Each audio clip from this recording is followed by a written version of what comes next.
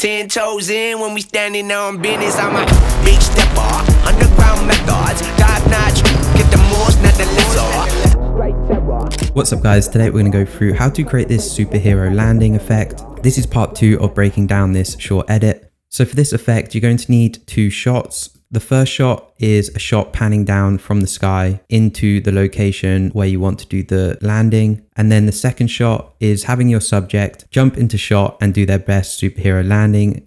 I'm actually going to use a mixture of this take and also this take because I like the way it's a proper jump on this take and the hair goes up. It's just going to help sell the effect a bit more, but it's going to create a bit more work for me. So the first thing we need to do is join up our landing shot and the shot that comes down into position.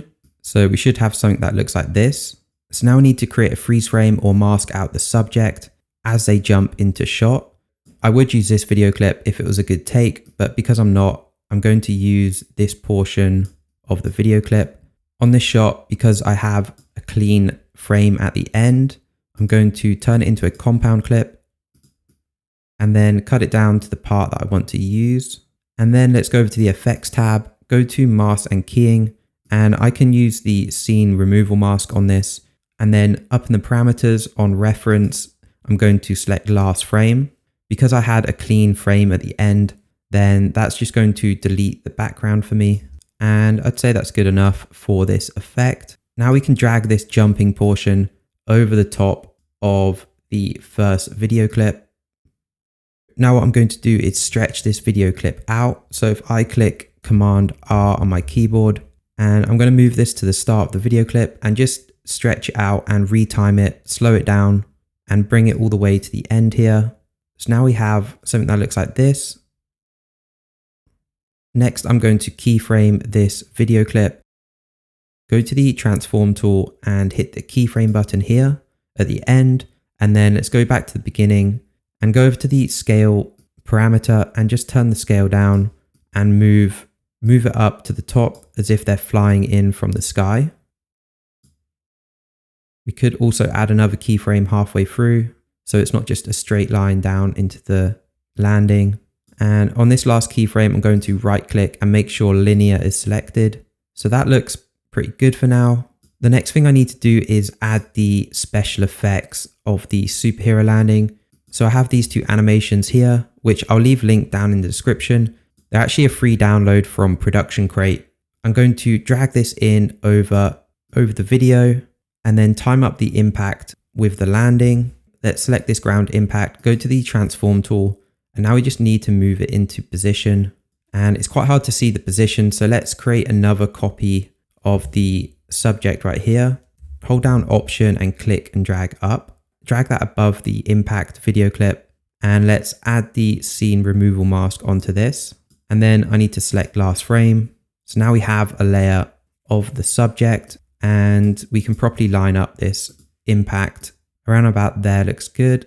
And on the impact image on the color board, I need to tweak the colors and exposure so the impact blends in with the video clip. And then let's drag in the other impact clip we have. And then just do the same as we did, move it into position, then also tweak the exposure and the color so that it matches in better with the video clip. So next I'm going to add a mask onto this top layer here, just to blend in the leg with this animation. So if we go over to the mask and keying effect and add the draw mask onto this top layer, and let's zoom in.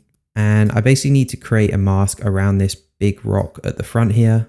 So let's start drawing a mask around this rock and then we can track the mask. So over here, let's click invert mask, and then down on the control points, let's hit the keyframe button on control points. And then I'm just going to scrub through the frames and move this mask so that it sticks around this rock here. So now the mask is done, gives it more of a 3D look. Now we have all of the layers added, we can select them all and then right click and turn them into a compound clip. From here, we can retime the video clip. Right here on the impact, I'm going to add a speed ramp. So hold down Shift and press B to create this speed ramp. Now we can speed up the beginning of this video clip. I'm also going to add a speed ramp here just to slow down the first portion. This will take some trial and error to see what looks best. Now we need to add some shake effects to sell this effect. So what I'm going to do is go to my titles tab, go to adjustment layer and bring in an adjustment layer. These adjustment layers don't come with Final Cut Pro, but it's a free plugin that you can download. It just makes it easier to add effects to your project.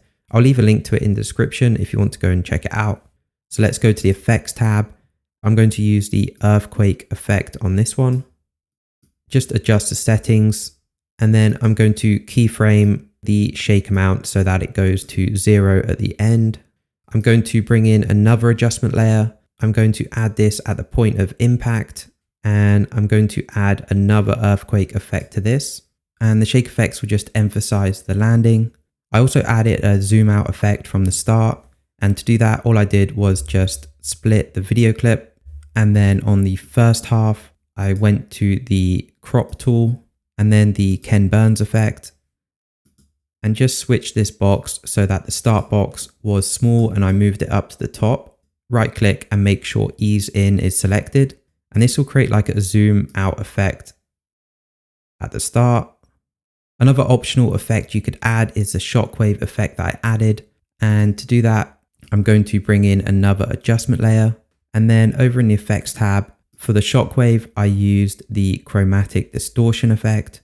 And I used the custom big shockwave preset for this and moved this shockwave by the subject and just made it a bit bigger and turned down the distortion amount. And that creates like this shockwave effect. Finally, I'm going to bring in another adjustment layer and add some motion blur to this. For long video clips like this, I like to use the RSMB motion blur plugin from Revision Effects. I'll leave a link to it in the description. It's a really expensive plugin, but it's really good for effects like this. And that will just help smooth everything out and blend it all together. And yeah, there we go. That is the finished effect. In the next video, I'll be going through some really nice transitions that I used in this edit. So subscribe if you want to see that video. I hope you guys enjoyed this video and I'll see you in the next one. 10 toes in when we standing on business. I'm a big stepper, underground methods, top notch, get the most, not the lesser.